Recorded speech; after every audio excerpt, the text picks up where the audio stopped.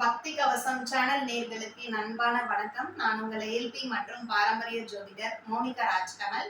இன்னைக்கு இந்த வீடியோ பதிவுல பார்த்தோம்னா ஒரு ஜாதக ஆய்வை தான் பார்க்க வந்திருக்கிறோம். ஒரு ஆண் ஒருவர் ஜாதகம் பார்ப்பதற்காக வந்திருந்தாங்க. ஸோ அந்த தம்பியுடைய கேள்வி என்னவாக இருந்ததுன்னா, மனதுக்கு பிடித்த பெண்ணை திருமணம் எப்பொழுது செய்வேன் அப்படின்ற ஒரு கேள்வி அவர்கிட்ட இருந்தது. இப்ப அவருடைய ஜாதகம் கிரக அமைப்புகளை பற்றி நம்ம இப்ப பார்க்கலாம். முதல்ல சரி பார்த்தோம்னா இந்த ஜாதகருடைய ஜென்ம லக்னம் அப்படின்னு பார்க்கும் பொழுது நமக்கு கடக லக்னம் ஜென்ம லக்னமாக இருக்கு. ஏஎல்பி லக்னம் கன்னி லக்னம் போய்கொண்டிருக்கு. இந்த கன்னி லக்னமே பார்த்தோம்னா 2026 6வது மாசம் 1ஆம் தேதியோட இந்த ஏஎல்பி கன்னி லக்னம் முடியுது. சோ இந்த ஜாதகருடைய கிரக அமைப்பு ரிஷபத்தில் சுக்கிரன், மிதுனத்தில் செவ்வாய், கடகத்தில் சூரியன், சிம்மத்தில் புதன், கன்னி ராசியில் ராகு, தனுசு ராசியில் குரு, மகர ராசியில் சந்திரன், கும்ப ராசியில் மாந்தி, மீன ராசியில் சனி பகவானும் கேது பகவானும் அமர்வில் இருக்காங்க.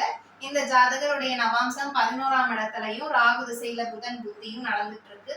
சோ கரண்டா லக்ன புள்ளியாக அஸ்த நட்சத்திரம் 4வது பாதம் போய்கொண்டிருக்கு. சரி, இந்த ஜாதகருடைய கிரக அமைப்பு படி பார்த்தோம்னா திருமணம் சார்ந்த அமைப்பு அப்படின்னு பார்த்தோம்னாவே நம்ம 7வது கட்டம் தான் நம்ம பார்ப்போம் முதல்ல. சோ 7வது பாவகம் அப்படி எண்ணிக்கொண்டிருக்கும் பொழுது சனி பகவான் அங்க அமர்வுல இருக்கிறாங்க. சோ 5க்கும் 7க்கும் இங்கே நமக்கு லிங்க் ஆகுது. 5ஆம் அதிபதி 7ல் இருக்கிறார், சனி பகவானாக இருக்கிறார்.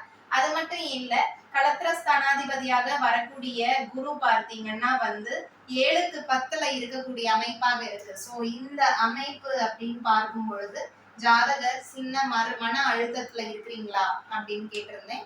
ஆமா, அந்த பெண்ணுக்கும் எனக்கும் சின்ன சின்ன மிஸ் அண்டர்ஸ்டாண்டிங் இப்ப தற்போது போயிட்டு இருக்கு, சரியா பேசுறது இல்ல அப்படின்னு சொன்னாரு. சோ அதை ஃபர்ஸ்ட் தெளிவுபடுத்துங்க.